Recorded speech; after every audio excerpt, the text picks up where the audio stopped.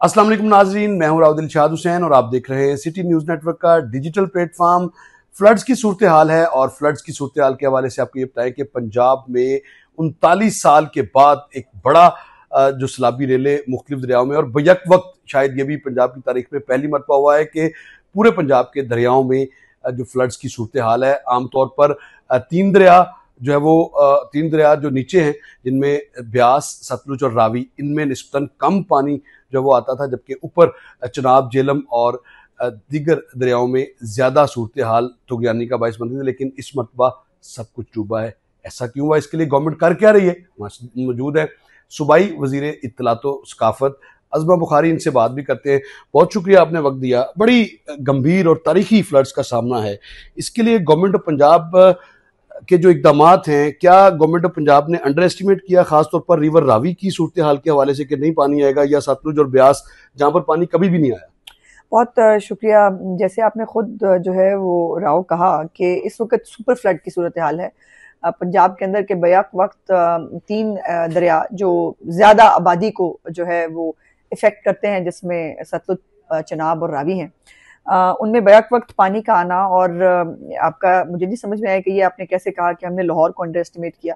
अगर under estimate किया होता तो इस वक्त लाहौर डूबा हुआ होता, और लाहौर के अंदर जो खास तौर पर शादरा जो बिल्कुल शुरू है, बिल्कुल बेड के ऊपर है, वो ही ना बचता। सो अल्लाह का शुक्र है कि ये प्रिपेयरनेस थी, और हमें मालूम था कि तैयारी का वो जो है वो पूरी अरेंजमेंट्स मौजूद थे कि जिसके अंदर 2,21,000 तक का पानी जो है वो आने के बावजूद बगैर किसी ब्रीच के उस पानी का गुजर जाना, और शादरा जैसा 10 लाख से ज्यादा आबादी का इलाका जो है उसका सेफ रहना, ये यकीनन जो है वो तैयारी की वजह से ही था। सब कुछ डूब गया था, और जो है उस वक्त जो 88 वाले हालात थे उसमें कुछ भी नहीं बचा था। और अब भी अगर जो है ये ब्रीच की बारी आती तो शायद जो है वो शादरा को बचाना मुमकिन ना होता, लेकिन अल्हम्दुलिल्लाह बगैर ब्रीच के इसको जो है वो कर लिया। तो ये पानी जो है वो पूछ के और आपको बता के नहीं आता वो कितना आएगा। और इस दफा तीन तरह की सूरत हाल है। एक तो लंबा स्पेल 3 महीने का मानसून का जो बड़ा अनप्रेसिडेंटेड है, नहीं होता, वो भी हुआ। और अर्बन फ्लडिंग जो है हम उसकी तैयारी कर रहे थे, उसके ऊपर थे।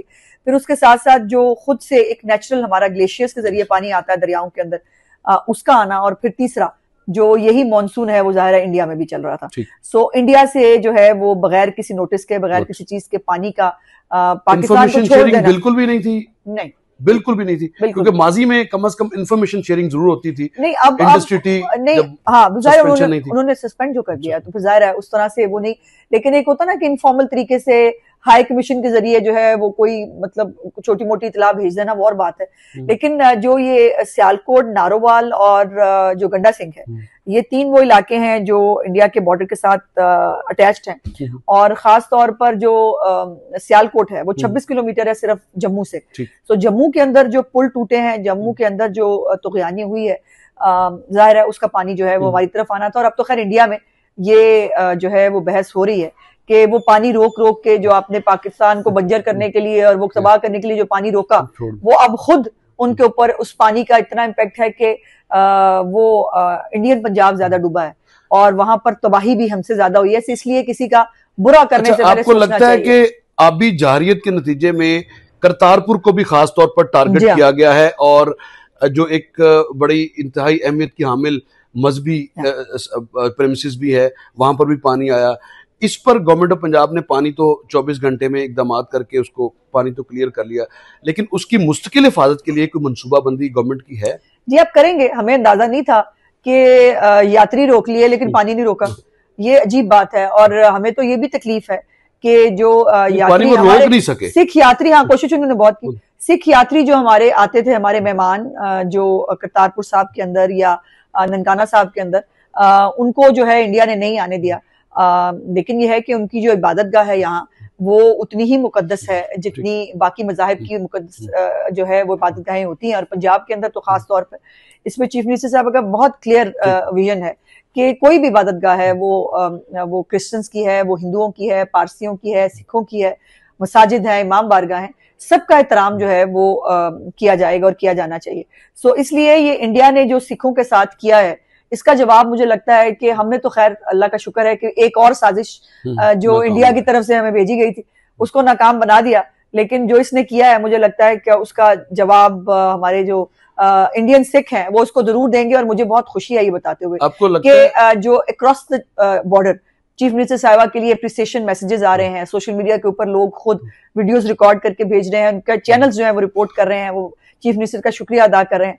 तो ये बहुत जब आपने मेहनत से और आपने जो है वो नेक नियति से काम किया हो तो अल्लाह पाक उसका फल देता है। सवाल मेरा ये है कि ब्लेसिंग इन डिस्गाइज, आपको लगता है कि आइंदा कभी भी इस तरह की सूरत हाल होगी, ना सिर्फ ननकाना साहब बल्कि उससे जुड़ी तमाम आगे आके, खासतौर पर रूडा की बात बाद में करते हैं, इसको मुस्तकिल महफूज बनाने के लिए अब गवर्नमेंट ऑफ पंजाब ने प्लान कर लिया है या अभी? देखिए ये बहुत बड़ा प्लान होगा। अब हमें मैं समझती हूँ सिर्फ पंजाब को नहीं, फेडरल भी और तमाम सूबों को भी, जो क्लाइमेट चेंज का एक नया चैलेंज है ना हमें, और पाकिस्तान गालिबन उन चंद मुल्कों में से है जिसको क्लाइमेट चेंज ज्यादा बुरी तरह इफेक्ट कर रहा है। तो अब हमें तमाम जो पॉलिसियां हैं वो इस क्लाइमेट चेंज के साथ बनानी पड़ेंगी। उसके अंदर आप नए डैम्स बनाने हैं, नए रेजरवायर्स बनाने हैं, उसके अंदर आपने जो आबादियां हैं बार बार जो है वो उन्हीं आबादियों को जो है वो ब्रीच करके उनको जो है वो नुकसान होता है। इसके लिए एक लॉन्ग टर्म शॉर्ट टाइम दो तरह की पॉलिसीज जो है बनानी पड़ेंगी। और चीफ मिनिस्टर साहिबा ने इसके ऊपर हुक्म दिया है कि तमाम डिप्टी कमिश्नर्स जो है वो नुकसानात का जब तखमीना लगाएं तो साथ साथ चार्ट डाउन भी करें, उनकी रिकमेंडेशंस क्या है माहिरीन के साथ बैठ के, और वो खुद भी जो है वो जो एक माहिरीन की टीम जो है वो तश्कील देंगी और उसके साथ वो पूरी एक निगोशिएशन के साथ एक पॉलिसी जो है वो बनाएंगी। अच्छा ये बताएं कि गवर्नमेंट ऑफ पंजाब को पहल नहीं करनी चाहिए कि आए बैठे एक शुरुआत तो करें, डिस्कशन का आगाज तो करें कि कम से कम ये हमारे मसाइल हैं, 1 पॉइंट एजेंडा क्लाइमेट चेंज। देखिए उसमें कोई हर्ज नहीं है, चीफ मिनिस्टर साहब बिल्कुल कर सकती हैं, लेकिन यह है कि हमारे पास फेडरल गवर्नमेंट के अंदर वो इदारे मौजूद हैं जिनका काम ही है, इरसा का काम ये है, इन सबका फेडरल गवर्नमेंट का काम है कि वो सबको साथ बिठाकर इसके ऊपर जो है और वो करेंगे। मुझे ख्याल है अब this is the high time के करना पड़ेगा, अदरवाइज कोई भी ऑप्शन किसी भी सूबे के पास नहीं है। लेकिन अफसोस हुआ मुझे 2-3 दिन पहले शजील मेमन साहब ने जो है वो एक स्टेटमेंट दिया कि डैम भी होते तो सैलाब आ जाता। ये बड़ा अजीब स्टेटमेंट था बाय द वे, मुझे समझ नहीं आया उन्होंने क्या सोच के दिया। सैलाब तो यकीनन देखिए वो आने को आते हैं, आ भी सकते हैं, लेकिन हमारी कुछ ना कुछ तैयारी तो हो ना। अब सैलाब क्योंकि आते हैं इसलिए हम बैठे रहें, ये तो कोई पॉलिसी नहीं। अच्छा मैं रावी के हवाले से बात करूंगा। रावी को हमने रूडा के नाम पे रूडा के हवाले किया, 1,25,000 एकड़ का ये मेगा इंफ्रास्ट्रक्चर डेवलप करना था। आज इसको शुरू हुए तकरीबन 5 साल हो गए, लेकिन अगर इसकी बात की जाए तो ये 2013-14 में सबसे पहले इस हवाले से कानून साजी हुई थी और इसको फिर बनाने के लिए जल्दी 2020-21 में काम किया गया।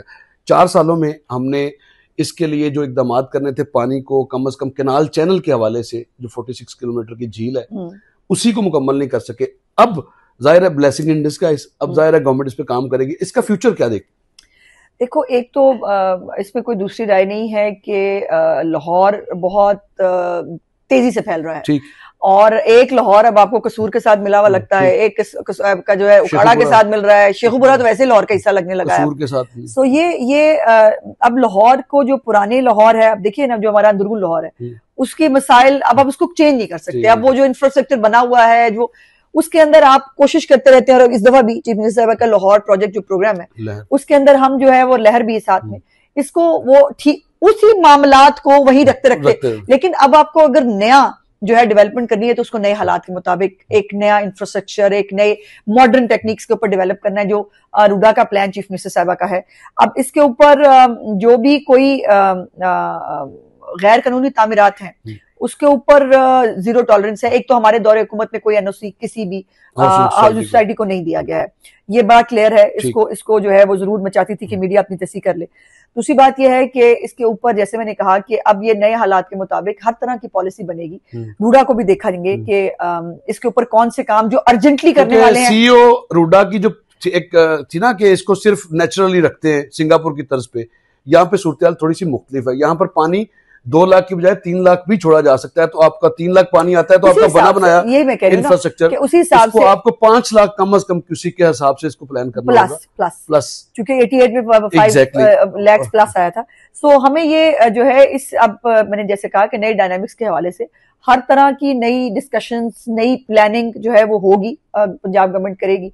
और जो ये रिवर बेड हैं, इनको जो इस पे गैर कानूनी तामीरात हैं उनको खाली कैसे करना है, उनके ऊपर जो है वो जो लोग मौजूद हैं उनको कैसे बसाना है, ये एक बहुत अपहिल टास्क होगा, लेकिन इसको करना तो रिवर के गिर्द 150 अरब रुपया आपकी चीफ मिनिस्टर सेक्रेटेरिएट से जारी होने वाली खबर थी कि 150 अरब रुपया खर्च करने जा रहे हैं, कम से कम इसकी वॉल्स दोनों साइड पे बनाते हैं ताकि कम से कम आइंदा जब भी सूरत हाल हो तो मैंने कहा ना बहुत सारे इनिशिएटिव्स हैं। एक साल में होगी आपके ख्याल में? करनी पड़ेगी, हमारे पास ऑप्शन नहीं, ऑप्शन नहीं। अच्छा, हाउसिंग सोसाइटी बन गई, नुकसान हो गया, उस जो लोगों का, आम आदमी का नुकसान हुआ है उसको पूरा करवाने के लिए गवर्नमेंट ऑफ पंजाब पूरी तरह से बासर शख्सियात और बासर हाउसिंग सोसाइटी मालकान पर दबाव डालेगी?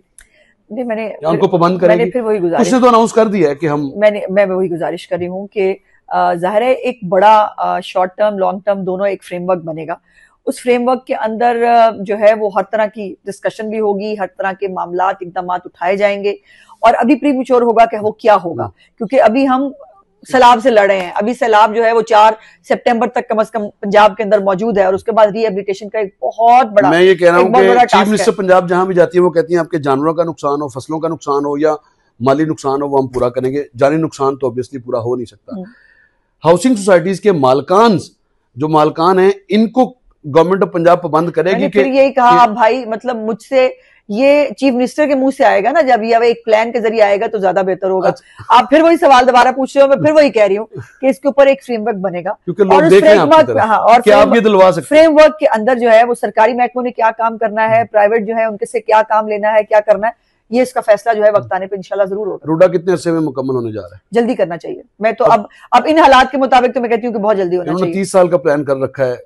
नहीं, 30 साल से चले, 9 जोन्स हैं, वो 40 किलोमीटर की झील है, 1 किलोमीटर की विड्थ है इसकी। जो अर्जेंटली करने वाले काम है ना, खासतौर पर जो पानी के हवाले से, उसको बहुत जल्दी होना चाहिए। बिराज भी बन जाए, बिजली भी मिल जाए, बहुत जल्दी होना चाहिए। बहुत शुक्रिया, आपने गुफ्तगू सुनी सूबाई वज़ीर इत्तलात व सकाफत अज़मा बुखारी की। उनका ये कहना है कि रूडा तो अब बहुत जल्द मुकम्मल करना होगा, अदरवाइज इसको मुकम्मल करने के लिए हर सूरत में हमें कम से कम पानी को किस तरह से कंट्रोल में लाना है वो इकदाम पहले करने होंगे। उसके अलावा नुकसान के अजाले की बात हो या जो मुकद्दस मकामात हैं, ख्वाह किसी भी मजहब के हों, उनको मुस्तकिल महफूज बनाने के लिए अब क्लाइमेट चेंज के नतीजे में ही इकदाम को यकीनी बनाया जाएगा।